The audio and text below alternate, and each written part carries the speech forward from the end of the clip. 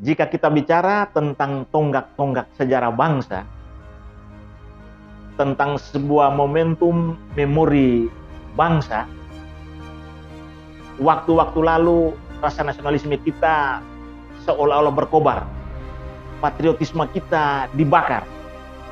Namun hari-hari ini ketika kita bicara tentang tonggak-tonggak sebuah sejarah bangsa, sejarah perjalanan bangsa, kita dikhawatirkan oleh kelompok kadrun yang selalu memanfaatkan tanggal-tanggal sejarah bangsa untuk gerakan-gerakan mereka dalam rangka pemaksulan atau penggulingan pemerintah yang sah.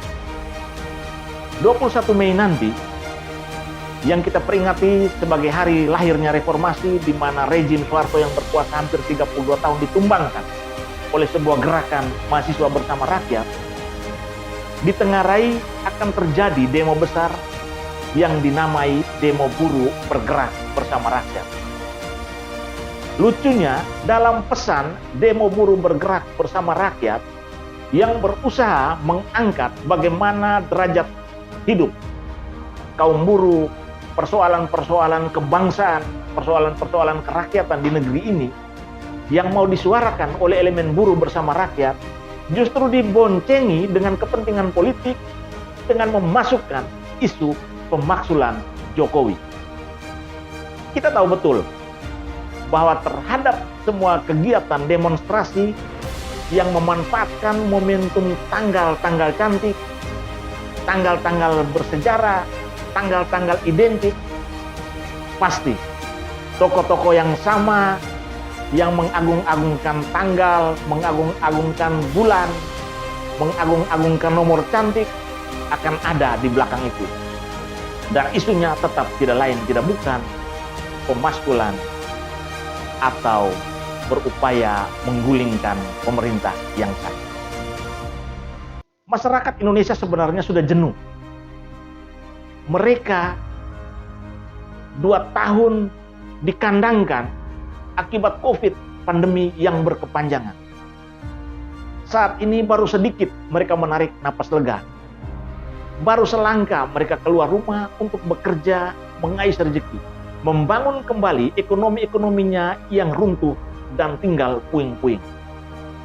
Namun dalam perjalanan mengais dan membangun reruntuhan ekonomi yang hampir 2 tahun diporak-porandakan oleh pandemi COVID, bangsa ini kemudian diganggu oleh kelompok kekuasaan yang tidak puas karena tidak diakomodir dalam kepentingan kekuasaan mengeruk kekayaan bangsa ini.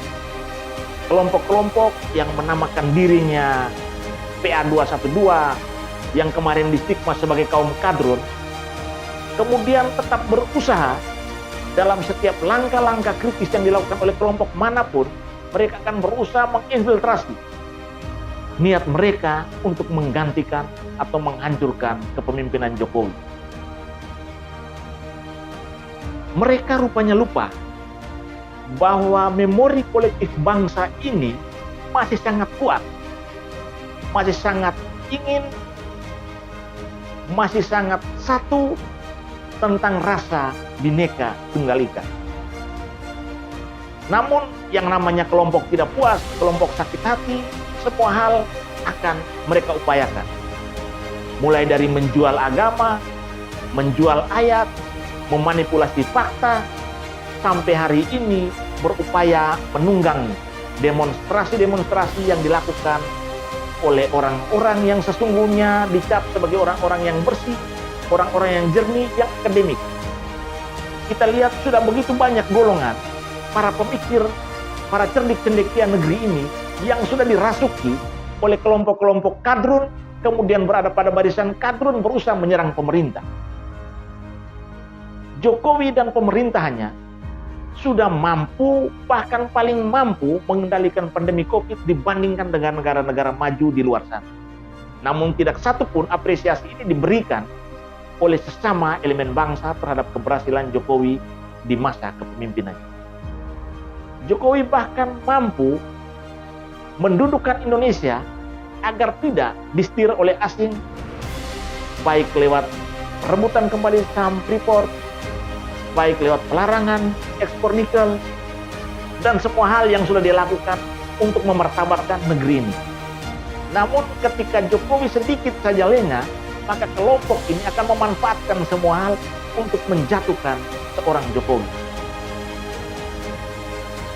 Peristiwa 21 Mei, di mana peristiwa heroik mahasiswa menggulingkan Soeharto ketika itu, momentum ini berusaha dikenang sebagai sebuah momentum bersejarah dalam rangka kembali mendengungkan cita-cita reformasi.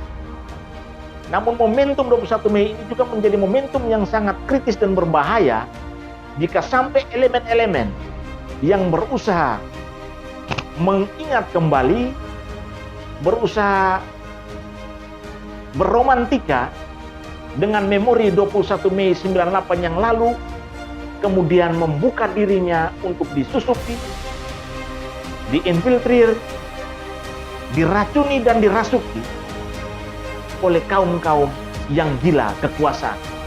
Kaum-kaum yang kiblatnya kepada keagamaan lebih tinggi, bahkan meracuni hidupnya, sampai berupaya menggantikan, bahkan menghancurkan rasa kebersamaan. 21 Mei, setelah 20 Mei nanti kita memperingati Hari Kebangkitan Nasional, 21 Mei sebagai hari lahirnya reformasi harus tetap dijaga sebagai sebuah momentum bagaimana kita meletakkan kembali cita-cita reformasi yang saat ini sedang kita nikmati buah dan hasil-hasil. Jangan sampai 21 Mei menjadi peristiwa yang kemudian mencemari dan mengotori cita-cita reformasi yang saat ini panggungnya sementara kita nikmati. Salam Rektor.